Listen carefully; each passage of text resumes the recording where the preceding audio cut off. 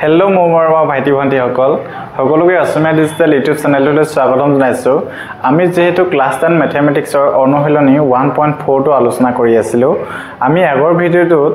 Question number 1 কেটা কৰিছিলো। যদি তোমালোকে ভিডিঅ'টো চোৱা নাই তেনেহলে ডেসক্ৰিপচনৰ লিংকটো দিয়া আছে, তোমালোকে তাত গৈ চাব পাৰিবা। আজি আমি এইটো ভিডিঅ'ত কোৱেশ্চন নম্বৰ 2 টো কৰো আহা। এতিয়া আমি কোৱেশ্চন নম্বৰ 2 টোনো কি দিছে চাও আহা। ওপৰৰ প্ৰশ্ন 1ত যিবোৰ পৰিমেয় সংখ্যা পৰিসমাপ্ত দশমিক বিস্তৃতি আছে সেইবোৰৰ দশমিক বিস্তৃতিবোৰ লিখি দেখুওৱা হৈছে। আমি যেতিয়া কোৱেশ্চন নম্বৰ 1ত যিবিলাক দশমিকৰ বিস্তৃতি কি পাইছিলো পৰিসমাপ্ত, হিহঁতৰ কি লিখিব দিছে দশমিকৰ বিস্তৃতিটো ইয়াত কি কৰিব কৈছে লিখি দেখুৱাব কৈছে। গতিকে আমি প্ৰথম 1 নম্বৰ কোৱেশ্চনটো কি পাইছিলো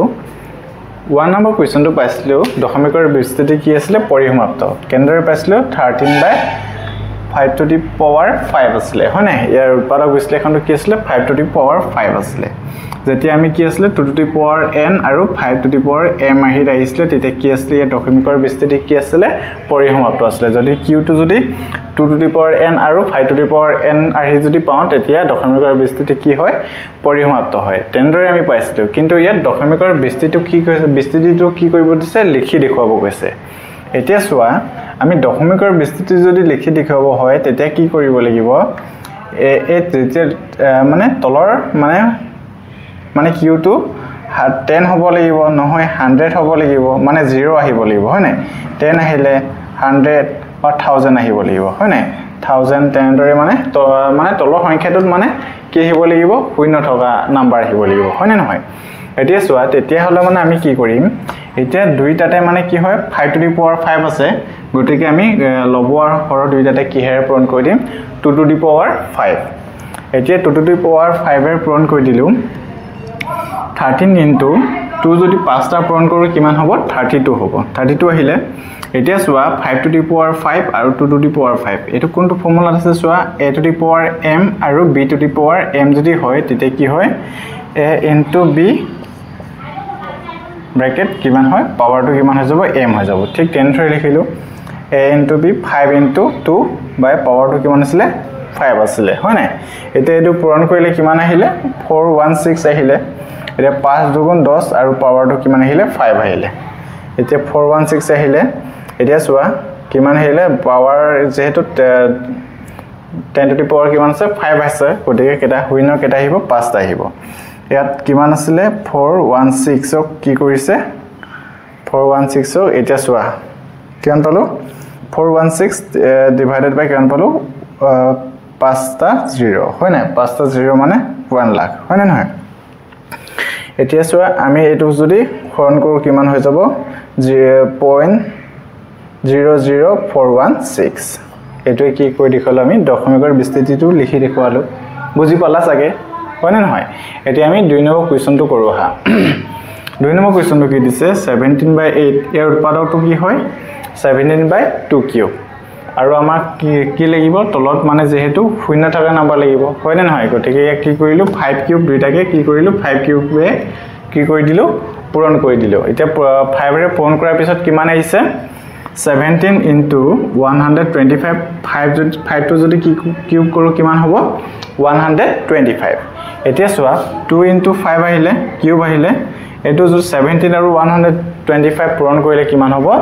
2125 আৰু 5 দুগুণ 10 কিমান হৈ গ'ল 10 কিউব।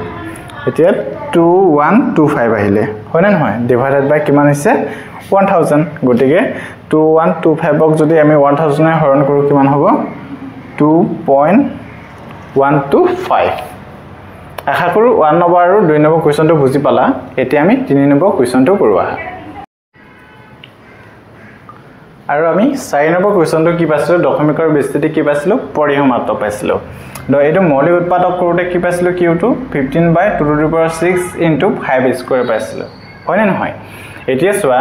2 টু দি পাৱাৰ 6 আছে, গতিকে আমি কি কৰিছিলো যেতিয়া পাৱাৰ 2 টু দি পাৱাৰ 6 যদি থাকে আমি লব আৰু হৰ দুইটাতে কি হেৰে পূৰণ কৰিছিলো 5 টু দি পাৱাৰ 6 হেৰে। গতিকে ইয়াত 5 কেটা আছে 5 স্কয়াৰ আছে 5 দুটা আছে। গতিকে আমি ইয়াত যেহেতু 2 টু দি পাৱাৰ 6 আছে দুইটা ইকুৱেল কৰিব হলে মানে আমি কি কৰিব লাগিব আৰু আমাক 5 কেটা লাগিব 4টা হয়নে নহয় গটিকে আমি কি কৰিলো 5 টু দি পাৱাৰ 4 ৰে দুইটাকে কি কৰি দিলো পূৰণ কৰি দিলো বুজি পাইছা ইয়ালৈকে এতিয়া চোৱা 15 আহিলে ইনটু 5 যদি 4টা পূৰণ কৰো তেতিয়া কিমান হৈ যাব 625 এতিয়া ইয়াত চোৱা ইয়াত তোমালোকে মন কৰিবা এতিয়া 2 আসলে এতিয়া 5 টু দি পাৱাৰ 6 কেনেদৰে হৈ গল তোমালোকে এটা কোৱেশ্চন কৰিব পাৰা কাৰণ যেতিয়া a to the power m আৰু a to the power n হৈ যায় তেতিয়া কি হৈ যায় পাৱাৰ কিটা যোগ হৈ যায় হয় নাই ইয়াত m টো ধৰি লৈছো 2 + 4 আছে গতিকে পাৱাৰটো কিমান হৈ যাব 5 আছে হয় নাই ইয়াত পাৱাৰটো কিমান হৈ যাব 2 + 4 কিমান হৈ যাব 6 গতিকে 2 * 5 বাই পাৱাৰটো কিমান হৈ গল 6 হৈ গল আশা কৰো এটো বুজি পাইছা এতিয়া চোৱা 15 * 625 পূৰণ কৰিলো কিমান আহিলে 975 আৰু 5 দুগুণ 10 হৈ গল 10 যদি 6টা পূৰণ কৰো কিমান হ'ব 10 ৰ পাৱাৰটো কিমান হয় 6 কিমান হ'ব শূন্য কেটা হ'ব 1 আৰু শূন্য কেটা হ'ব 6টা হ'ব হয় না নহয় 975 ক যদি আমি এই সংখ্যাটোৱে কিমান আছে একক দশক শতক হাজাৰ 10000 লাখ 1 লাখে যদি আমি কি কৰো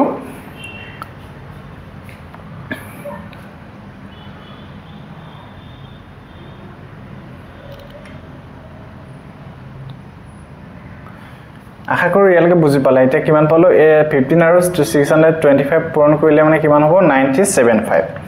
আৰু 2 * 5 কিমান হ'ল 10 হৈ গল 10 ৰ পাৱাৰ যদি 6 হয় আৰু 1 হ'ব আৰু লগতে 0 কেটা আহিব 6টা আৰু যেতিয়া এটো সংখ্যা 9375 ক হৰণ কৰো তেতিয়া কিমান হৈ যাব 00975 বুজি পাইছা আশা কৰো এটো বুজি পালা এতিয়া আমি 6 নম্বৰ কোৱেশ্চনটো কৰো আহা এতিয়া 6 নম্বৰ কোৱেশ্চনটো কি আছে 23/2 কিউব into 5 স্কয়াৰ আছে এটা সোয়া ইয়াত এটো উৎপাদক কৰোতে কি পাইছিলো q2 উৎপাদক কৰোতে 2 কিউব into 5 স্কয়াৰ আছিল যেহেতু আমি কি আছিল 2 কিউব যদি লওঁ তেতিয়া আমি কিহেৰে পূৰণ কৰো বট লব আৰু হৰক কি কৰো 5 কিউবৰে কিন্তু ইয়াত 5 কেটা আছে দুটা আছে গটিকে আমি লব আৰু হৰ দুইটাতে কিহেৰে পূৰণ কৰিলো 5 আৰু টা পূৰণ কৰিলো তেতিয়া কিমান হৈ যাব 5 কিউব হয় না নহয় এতিয়া সোয়া 23 into 5 আছে ইয়ালৰ মাল্টিপ্লাই হ'ব হয় না নহয় এতিয়া সোয়া এটো কিমান হৈ গল 2 কিউব আৰু এটো যদি পূৰণ কৰো কিমান হৈ যাব a to the power m আৰু a to the power n যদি হয় তেতিয়া কি হৈ যাব a plus n হয় না নহয় গটিকে এটো যোগ কৰিলে মানে কিমান হৈ যাব 5 2 plus 1 গটিকে কিমান হৈ গল 5 কিউব আশা কৰো এটো বুজি পাইছা এতিয়া 23 into 5 পূৰণ কৰিলে কিমান হৈ যাব 115 আৰু এটো কিমান আছে 2 into 5 কিউব হয় না নহয় it is 115 আহিলে 5 দুগুণ 10 10 কিউব হলে মানে কিমান হৈ যাব 1000 আৰু 1000 এৰে 100 কিমান আছে 15 ন যদি ডিভাইড কৰো তেতিয়া কিমান হৈ যাব 0.115 আশা কৰো এটো বুজি পালা এতিয়া আমি নেক্সট কোৱেশ্চন কিটা কৰো আহা 8 নম্বৰ কোৱেশ্চনটো কি আছিল 6/15 আছিল হয় না ইয়াৰ উৎপাদক কৰোতে কিমান পাইছিলো 2/5 হয় না নহয় 2/5 পাছো গটিকে ইয়াত 5 কেটা আছে এটাই আছে গটিকে লব আৰু হৰ দুইটাতে কিহেৰে পূৰণ কৰিম 2 ৰে পূৰণ কৰিম 2 দুগুণ 4 আৰু 5 দুগুণ 10 হৈ গল আৰু 4 ক যদি 10 ৰে পূৰণ কৰো 0.4 এটো আমাৰ দশমিকৰ বিস্তৃতি হৈ গল একেবাৰে সহজ হয় না নহয় আৰু 9 নম্বৰটো একেবাৰে সহজ হয় 35 ৰ উৎপাদক কৰোতে কিমান পাইছিলো 5 into 7 50 কৰোতে 2 into 5 into 5 আৰু 5 কেনসেল হৈ গল কিমান পাইছিলো 7/10 গটিকে 7 ক যদি আমি 10 ৰে হৰণ কৰিলে কিমান পাম 0.7 হয় না নহয় এটো দশমিকৰ বিস্তৃতি আমি এটাকে আমি 2 নম্বৰ কোৱেশ্চন বিলাক দশমিকৰ বিস্তৃতি কি কৰিলো আমি প্ৰকাশ কৰি দেখুৱালো আশা কৰো সকলোৱে ইমানলৈকে বুজি পালা আমি এতিয়া 3 নম্বৰ কোৱেশ্চনটো কৰো আহা এতিয়া 3 নম্বৰ কোৱেশ্চনটো কি দিছে তলৰ বাস্তৱ সংখ্যাবোৰৰ ইয়াত দেখুৱা ধৰণে দশমিক বিস্তৃতি আছে প্ৰতিটো ক্ষেত্ৰতে এটা পৰিমেয় হয় নে নহয় সিদ্ধান্ত কৰা যদি ই পৰিমেয় আৰু ই p/q হি তেন্তে ইয়াৰ qৰ মৌলিক উৎপাদীকৰণৰ বিষয়ে কি ক'ব পাৰিবা বুলি কৈছে ইয়াত আমাক কেইটামান তিনিটা নাম্বাৰ দিয়া আছে দশমিকৰ বিস্তৃতিত দিয়া আছে হয়নে নহয় আৰু এই সংখ্যা কেইটা কি কৈছে পৰিমেয় সংখ্যা হয় নে নহয় তাক সুধিছে আৰু যদি পৰিমেয় সংখ্যা হয় তেন্তে ই p/q আহি তেন্তে qৰ মৌলিক উৎপাদীকৰণৰ বিষয়ে কি ক'ব পাৰিবা বুলি কৈছে আমি qৰ মৌলিক উৎপাদীকৰণৰ বিষয়ে আমি কি ক'ব পাৰিম তাৰ বিষয়ে সুধিছে নম্বৰ কোৱেশ্চনটো কি দিছে 43.123456789 9 মানে কি হৈছে ইয়াৰ দশমিকৰ বিস্তৃতিটো কি হৈছে পৰিসমাপ্ত হৈছে শেষ হৈছে হয় নাই গতিকে এটা কি হ'ব উক্ত সংখ্যাটো কি হ'ব পৰিমেয় সংখ্যা হ'ব যেতিয়া দশমিকৰ বিস্তৃতি কি হয় পৰিসমাপ্ত হয় তেতিয়া কি হ'ব এটা পৰিমেয় সংখ্যা হ'ব হয় না নহয় উক্ত সংখ্যাটো পৰিমেয় সংখ্যা হ'ব পৰিমেয় আৰু কি কৈছে যদি ই পৰিমেয় আৰু ই p/q আহি তেন্তে ইয়াত qৰ মৌলিক উৎপাদীকৰণৰ বিষয়ে কি ক'ব পাৰিবা বুলি কৈছে এতিয়াটো আমি লিখিব লাগিব এটাকে qৰ মৌলিক উৎপাদীকৰণ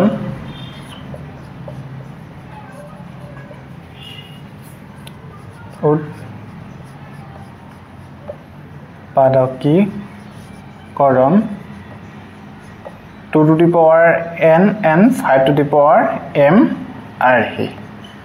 যদি আমি এটো যদি পৰিমেয় সংখ্যা হয় তেন্তে আমি ইয়াক 2 to the power n আৰু 5 to the power n m আৰহিত কি কৰিব পাৰিম আমি ইয়াক প্ৰকাশ কৰিব পাৰিম হয় না এতিয়া 2 নম্বৰ কোৱেশ্চনটো কি দিছে 2 নম্বৰ কোৱেশ্চনটো কি হৈছে 0.120 মানে প্ৰত্যেক বাৰতে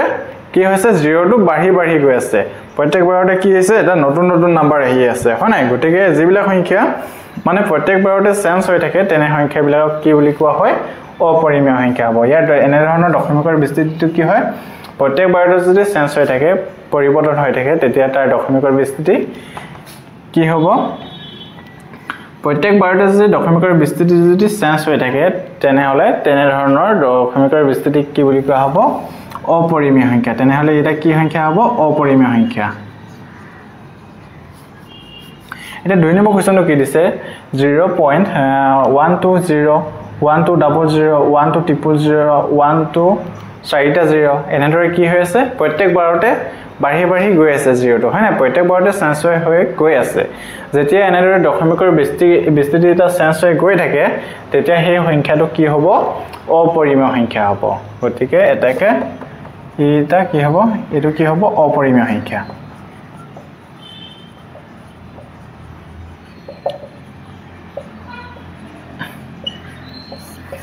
আশা কৰো এটো বুজি পালা এতিয়া আমি 3 নম্বৰ কোৱেশ্চনটো কৰো আহা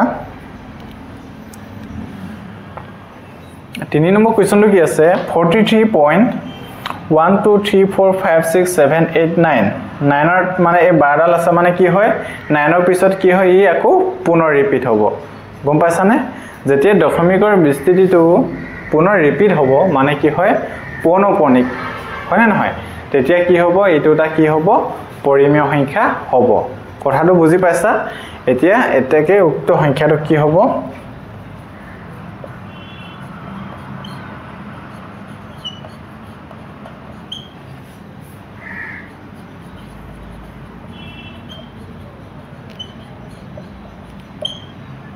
সৰি উক্ত সংখ্যাটো কি হ'ব উক্ত সংখ্যাটো পৰিমেয় হয় না নহয় পৰিমেয় হ'ব আৰু এটাকে qৰ মৌলিক উৎপাদীকৰণ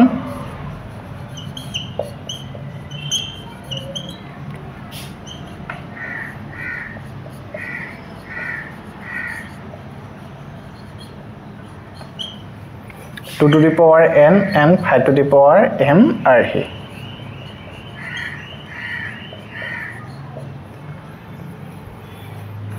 তোমালকে সদায় মনত ৰাখিবা যেতিয়া দশমিকত থাকে পৰিমেয় সংখ্যা যদি এনেদৰে যেতিয়া এটো প্ৰথমটো কি হৈছে ইয়াত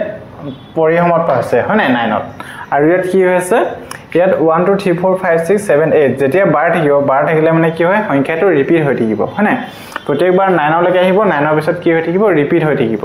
যেতিয়া ৰিপিট হৈ থাকিব বা দশমিকৰ বিস্তৃতি এনেকা পৰিসমাপ্ত হৈ যাব এনেদৰে যেতিয়া আমি ইয়াত 9ত শেষ হৈ গৈছে হয় নাই ইয়াত কোনো ধৰণৰ ডট নাই বা বাৰো নাই হয় না নহয় তেতিয়া গম পাবা যে সেই সংখ্যাটো কি হ'ব পৰিমেয় সংখ্যা আৰু যেতিয়া কোনোটা সংখ্যা প্ৰত্যেকবাৰতে চেঞ্জ হৈ থাকিব নতুন নতুন নাম্বাৰ আহি গৈ থাকিব তেতিয়া হেতু কি হ'ব অপৰিমেয় সংখ্যা হ'ব আশা কৰো সকলোৱে বুজি পালা আজি ভিডিওটো আমি ইমানতে সামৰণি মাৰিছো আমি নেক্সট চেপ্টাৰটো লগ পাম বুলি সকলোকে আশা ৰাখিলো